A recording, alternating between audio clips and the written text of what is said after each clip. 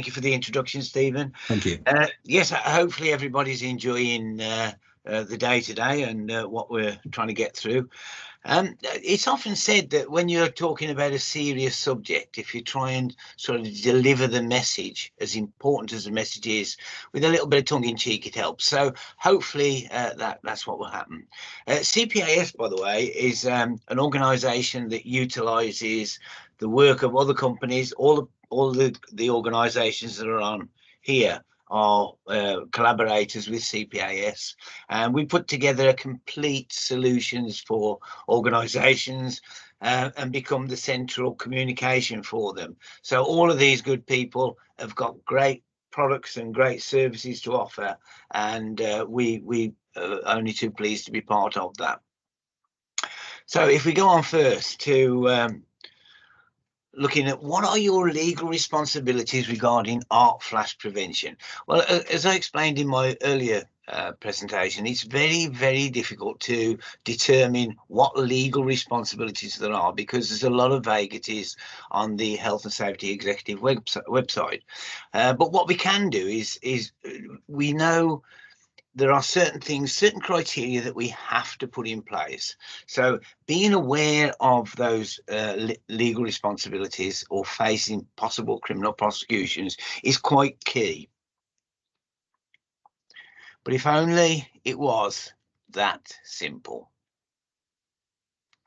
And sadly, there's a lot of grey areas. What we do know is that arc flash incidents have been increasing in regularity over the past years. With aging equipment, particularly oil insulated, you've got a ticking time bomb there waiting for you. We have a lot of engineers that come through now that don't do the traditional 6-year or 5-year apprenticeship and have to learn on the hoof in some occasions, particularly on low voltage. And that's why we see far more arc flash incidents at low voltage than we do at HV. Usually any company that's directing workers on HV, they've gone through some significant training beforehand. And then the health and safety executive prosecutions are unrelenting. I'm sure we've all seen news cuttings in the paper, on LinkedIn and various other places, just how unrelenting those prosecutions can be. And this is all about preventing you from being one of those individuals that are prosecuted. So what do the health and safety executives expect from you? I've spoken before about this. We have the hierarchy of control, and that's about the only thing that's a common standard between the health and safety executives, between the IET, NFPA 70E, which has been mentioned a few times today. But if you look on the health and safety executives website, the only sort of leading things that you'll get on there is things like due diligence, duty of care, and of course the Electricity at Work Act, and that's all we've got to go on sometimes. But the hierarchy of control, this is your greatest friend. I implore you, please use this. If you use this, it's your greatest protection against being prosecuted. I've gone through all of the relevant stages of the hierarchy of control, but that was the practical side. From a more legal side, knowing that everything is isolated and proven and confirmed. Sorry, David, I think you stopped sharing your screen. No? I can't see it. Hold on. Let me just go on again.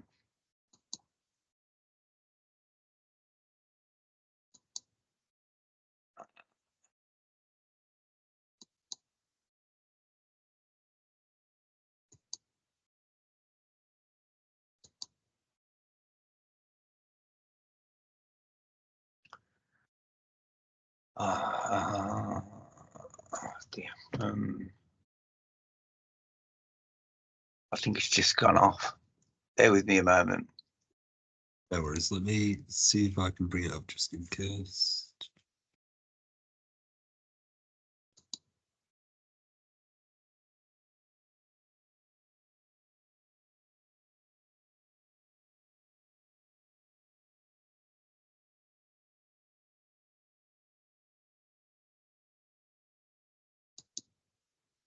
Has that brought it back? Oh, let me have a look. Yes, it has. Sorry, I was just about to open it on my side. Okay. Right. As we're saying, elimination, isolation, proving and confirming dead. If you can get to that position, then you're fairly safe that nobody's going to be prosecuted. If we look at substitution, again, technology is there.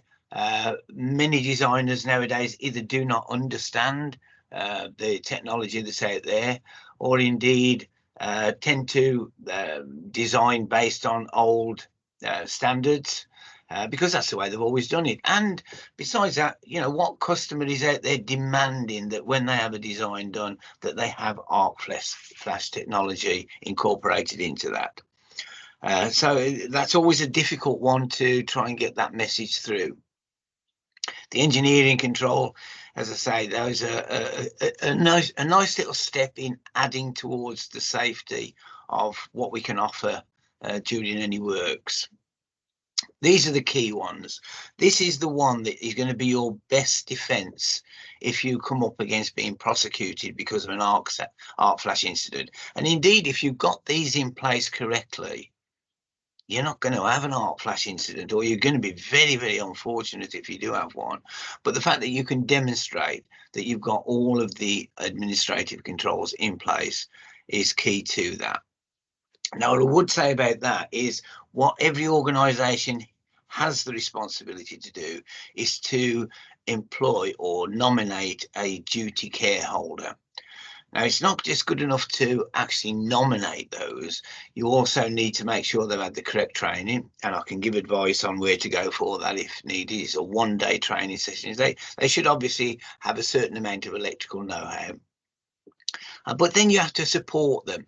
The decisions that they make and how you influence that those decisions are actually brought through to the people that work on there. Now, that you have the responsibility, if you run an organisation, not just for your employees, but also for any subcontractors that work there as well.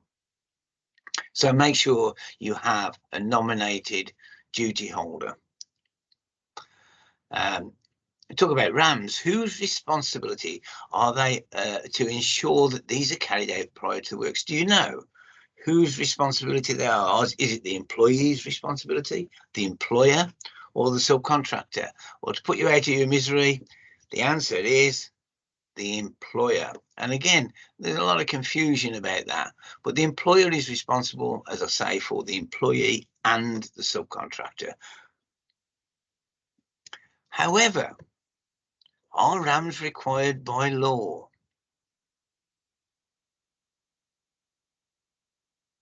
But are they a legal requirement? There is no legal requirement to do them, not RAMs as such, which I find quite ironic, because they do use those in prosecutions if you don't have RAMs that have been set for that work. But what about risk assessments standalone? Well, those are, you have a legal duty to assess the risks to the health and safety of your employees and subcontractors. And there it is, off their own website. All employers are also legally mandated to carry out regular risk assessments. And then, as we know, last line of defence, PPE. I can't stress enough, it is up to your organisation to make sure that the people that work under you or for you or with you have available arc flash PPE. Even if you don't know that calorie level within those substations and switchgear, it's not a good enough excuse. I don't know. Give them at least category 2 arc flash PPE for all of the switching and all of the testing. As I said before, sometimes it's very difficult to determine what calories you've got, and sometimes those calorie levels are above the maximum 40 calories for working levels. Will that stop work progressing? In most cases that I've seen, in fact, in all cases I've seen, it doesn't really stop the progression. It should do. But at least if they've got some arc flash protection, I talk mainly about category 2, at least that is some defense against injury or death. So if you do have an arc flash incident, what will the HSE demand proof or evidence of? Well, they want to look at all your documentation, because that will give them a good idea of the flow of work, the precautions that you're putting in place. They want to know all the company procedures, particularly when hiring engineers, how you evaluate their competency, particularly if you're hiring subcontractors. Again, how do you evaluate their competency levels? And they will have witness statements, but not just on that particular job, on all company work. So they can go back in history as long as they like to prove that you are not innocent. But the more you have, the less likely the prosecution and conviction. So if you do not have a safety officer in an organisation, seek external consultation. Keep records of that, of those conversations. Myself and many of my colleagues are always available for advice and guidance. Use us.